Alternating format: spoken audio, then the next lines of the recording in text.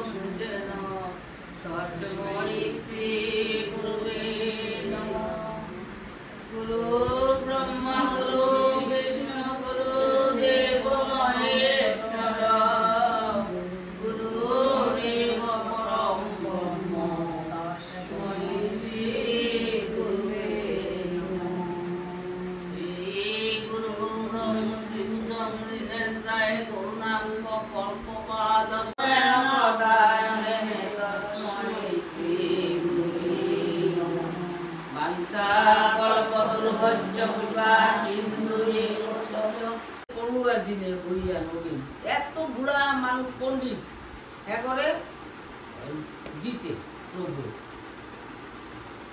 চিরকালের পড়ুয়া জিনে হইয়া নবী অধ্যয়ন লীলা প্রভু দাস বৃন্দাবন চৈতন্য মঙ্গলে কইল বিস্তারিত একদিন মাতার পরিচরণে প্রণাম মানে প্রভু কয়ে মাতা মুড়ে দাও এক দান মা চরণে প্রণাম করে মা আমার একটা দান দাও। মাতা কয়ে তাই দিব যে তুমি মাগিবা। প্রভু কয়ে একাদশীতে অন্ন না খাইবা, তুমি যা চাও তাই দিব। প্রভু বলল তুমি একাদশীতে অন্ন খাইবা। শশী কয়ে না খাইব ভালোই কহিলা, সেই হইতে একাদশী করিতে লাগে। সে থেকে মা একাদশী করে। তবে মিশ্র বিশ্বরূপে দেখিয়া যৌবন, তখন মিশ্র বয়স হয়েছে, উপযুক্ত হয়েছে। তবে মিশ্র বিশ্বরূপে দেখিয়া যৌবন কন্যা চাই বিবাহ দিতে করিলেন না। আমার ছেলে উপযুক্ত হয়েছে, ছেলের বিবাহ হবে। বিশ্বরূপ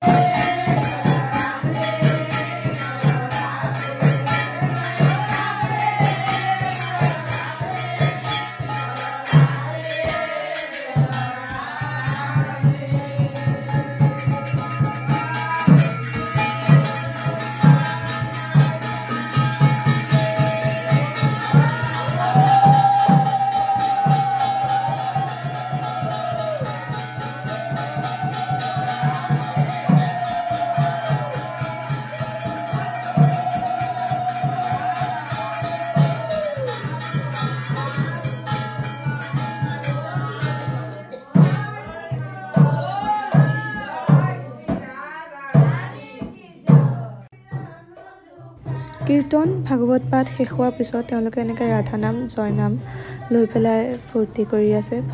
ভগৱানৰ নাম লোৱাৰকৈ ফূৰ্তি আৰুনো কিহত আছে কওকচোন, এইটোতে একদম মন বহুত বেছি আনন্দিত হৈ যায়। তাৰপিছত মই গ'লোগৈ প্ৰসাদ বাঢ়িবলৈ। তাৰ ভিডিঅ' ইমান এটা কৰা নহ'ল কাৰণ চব ব্যস্ত আছিল। কৈয়ে আছোঁ যে ঘৰত বিয়া, সেইকাৰণে অলপ বিজি আৰু ব্লগিংকেইটাও মই ডাইৰেক্ট মানে টাইম দি দিব পৰা নাই। চ' আজিলৈ ইমানেই। আশা কৰোঁ আপোনালোক সকলো ভালে থাকিব, আশীৰ্বাদ কৰি থাকিব। Bye bye.